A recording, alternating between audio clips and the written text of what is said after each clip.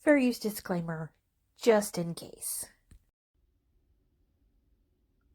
Hello, it's me, ordinary girl trying to be fabulous, and welcome back to my channel.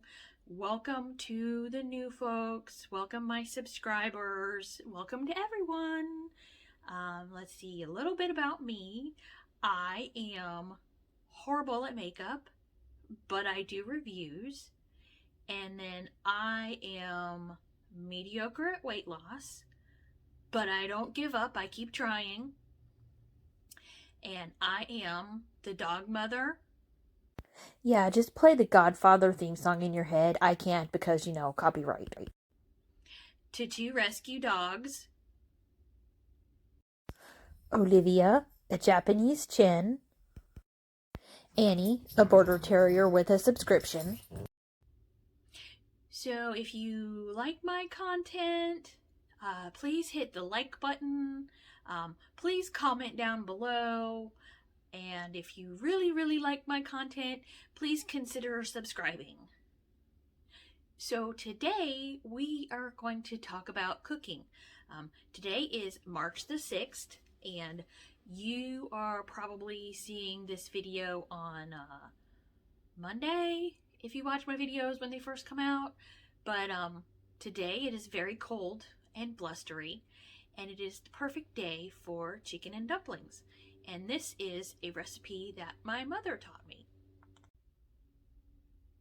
Yep, this recipe comes from a cookbook that my mother got a long, long time ago, and I love making it, and I just would like to share it with you.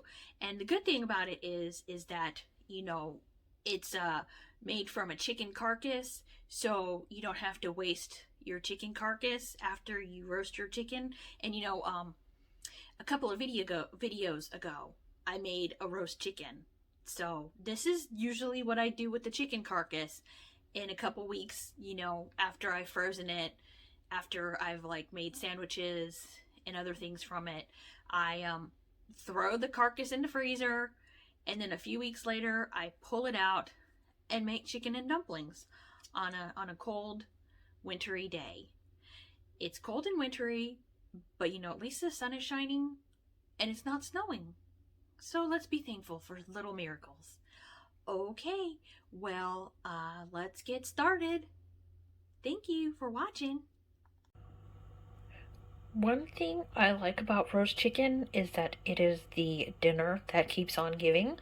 You can eat roast chicken for a while. You can make chicken sandwiches and other chicken dishes with your roast chicken leftovers. But then when you're done with the roast chicken leftovers, then you can, put the chicken carcass in the freezer for a later date. So that's what I did. I took the chicken carcass out of the freezer and I put it in a large pot, filled it up with water, part way, I think about 8 cups, and then I added garlic powder, onion powder, Old Bay, paprika, marjoram, and a bay leaf. So you are going to find that these are my favorite seasonings, and I put these in most of my dishes. Okay, so you bring your chicken carcass to a boil, and then when it is boiling really, really well, you reduce the heat to low, and you cover it with a lid. And then, you leave it on the eye for several hours, and that makes the meat fall off the bones. And then I'll show you what you do after the meat falls off the bones and it's been cooking for several hours. Your chicken carcass has been simmering for at least 6 hours. More is good too. So then you remove your chicken carcass from the water and allow it to cool for about 15 minutes. This is when I test the broth to see if it needs more seasoning. At this time, I might add a little bit of salt but I mostly try to just add more seasoning. So then you separate the chicken from the bone, and you put the chicken back in the broth. And then after that, you make the dumplings. Okay, so we are getting our dumpling recipe from this beautiful old cookbook. It's almost 60 years old, and you can tell it is well loved because of the reinforcements on the tabs. So we're gonna make the fluffy dumplings. So what we have done is we have sifted together all of our dry ingredients, and then we have the milk, which you know I don't like milk, so I use almond milk, and I put the vegetable oil in the almond milk. And of course I will copy the ingredients for the dumplings in the description box, because we didn't spend too much time on the dumplings. Okay, so we're gonna mix that together. It's hard to hold the camera, so we're gonna pour that in and mix that together. Okay, so you bring your broth back up to a boil, and you have your dumplings all mixed together. So what you do, and this is kind of fiddly because I'm holding a camera. You take your dumplings, you find the boilingest place there is, and you drop them in. Eventually, there you go.